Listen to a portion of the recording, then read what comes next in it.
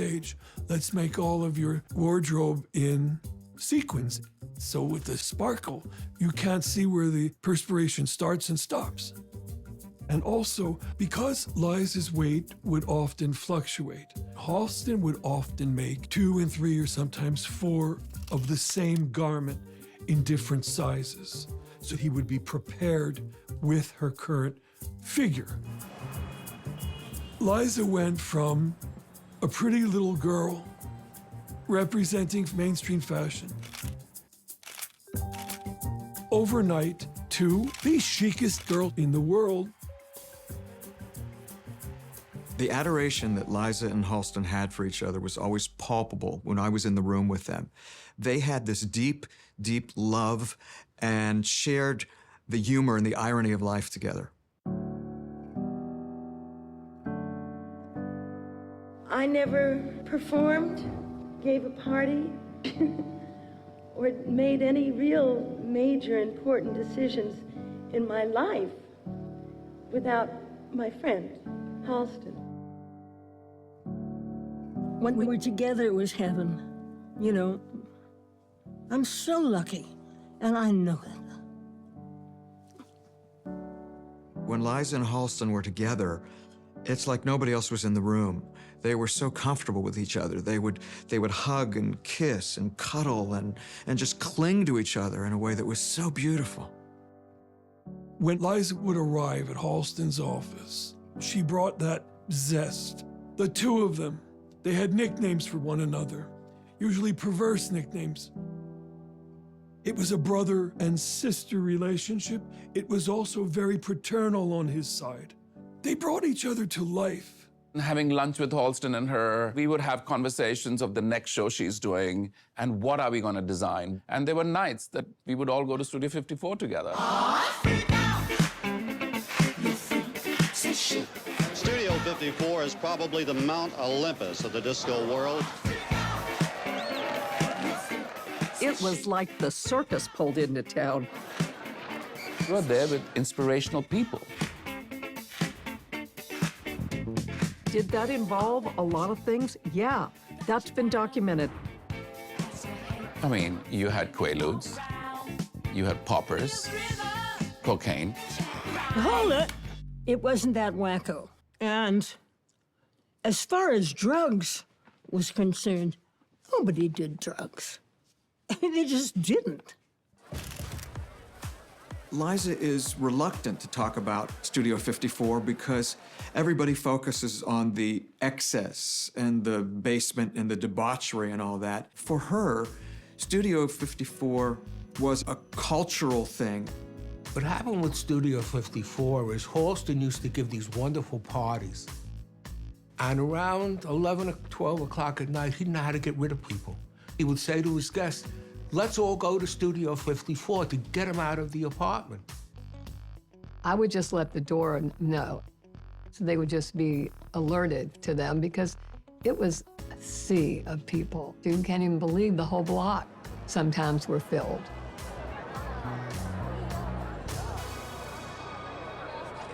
And then they would go and escort them in if they needed to. And the seas would part.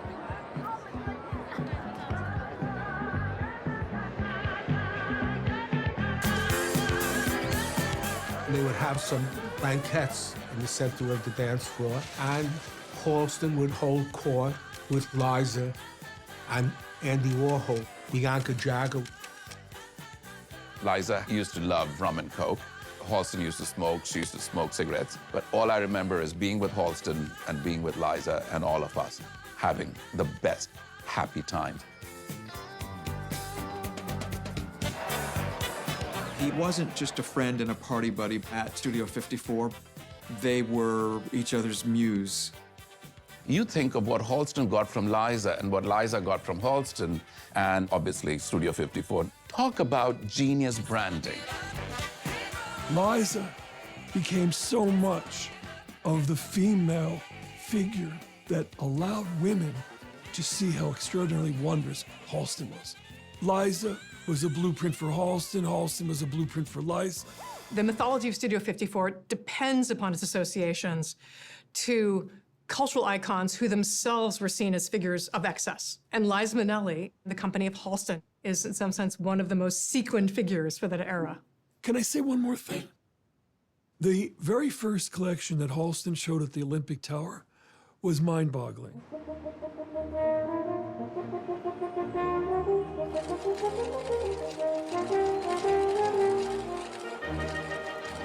Liza closed the show. She came out on the runway with the most extraordinary black crepe satin dress with nude shoulders. And she walked the runway carrying one rose. At the end of the runway, she presented it to Elizabeth Taylor. Halston came out, and they came down together. To watch them was so touching.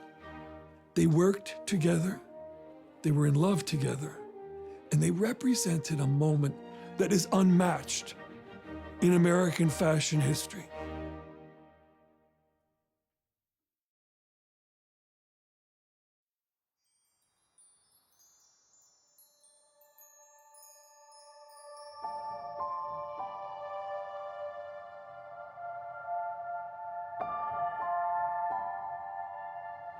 Legendary actress and singer Liza Minnelli has checked into rehab. The veteran entertainer is getting treatment for a substance abuse issue at a Malibu facility. A much-publicized personal battle against tranquilizer addiction. A disease that she says nearly killed her.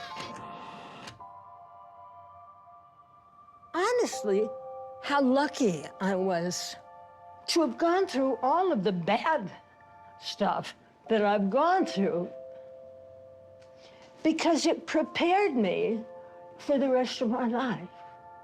It made me understand a little bit more about myself. Nice to meet you. Nice to meet you. Fine. We're gonna sell out this evening. Oh, fabulous. The enormity of Liza's success certainly was a factor with the incredible pressures of life and of show business and becoming a commodity for so many people that she's supporting financially. Took its toll. How you doing? Terrific. Fine. I was the kind of person that never fell down. I never missed work. I never did any of the things that you think of when you think of somebody being a real mess. But inside, I felt so weird. I was taking Valium, prescription drugs, but I really didn't feel like I had a drug problem. And I'd drink silly drinks like rum and Coke.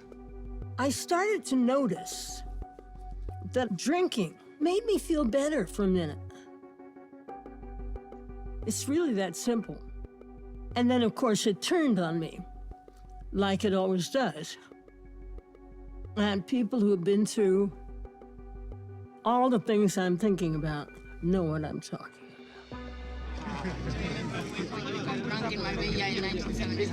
I never got drunk anywhere. I would like to have, but I can't. It makes my stomach sick. I know in the 70s, I used to tell interviewers that I was terrified of drugs and didn't even take aspirin. Well, kids, that's called denial. I didn't want anyone to know that I was less than perfect, that I was under stress. I always wanted to be the hero.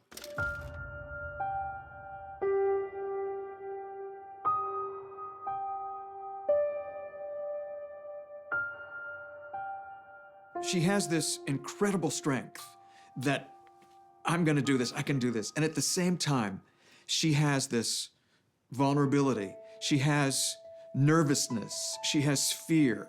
The dark stuff, the drug stuff, whatever it was, she thought that being alive and open and playful and sexy and all of those things, she inherited some of that from her mom. When Liza became more vulnerable and at times in her life, I was surprised because she, better than anyone, knew and had vowed, you know, never to be anything less than the totally sharp, responsible person. But I was very worried because I thought she was making some wrong moves personally. And I loved her. And she was like my baby sister. Watching my mom, I swore on my life that I would never take drugs until I realized I was doing it. You know, being Judy Garland's daughter is not a long laugh. Life is just a bowl of cherries. Don't take it serious. Life's too mysterious. You work, you save. So we hear stories of what it was like to grow up with a mother who was both so unbelievably talented, but also who had, her demons, struggled with alcohol and drug addiction. And Liza Minnelli, tells stories of her mother locking herself in the bathroom and threatening to hit suicide. Her mother was a person who deeply, deeply loved her daughter. She famously said, "I'm giving up drugs and pills and I'm going to be a good mother for my daughter." But she couldn't sustain that because she was addicted. It's just a bowl of cherries. So live and laugh at it all.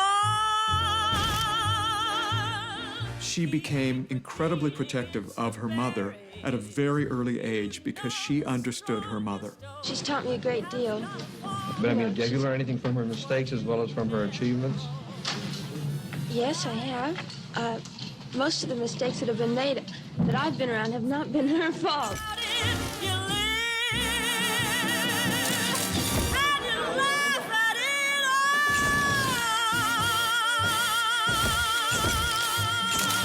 The relationship was complicated. And yet, when she sees her mom on TV, she melts. She just admires that talent and that person and that soul. Fred Ebb really taught me about sobriety because he started to notice that I was getting a little fuzzy on stage. I was doing too much. And somebody would say, "Have a drink, it'll make you feel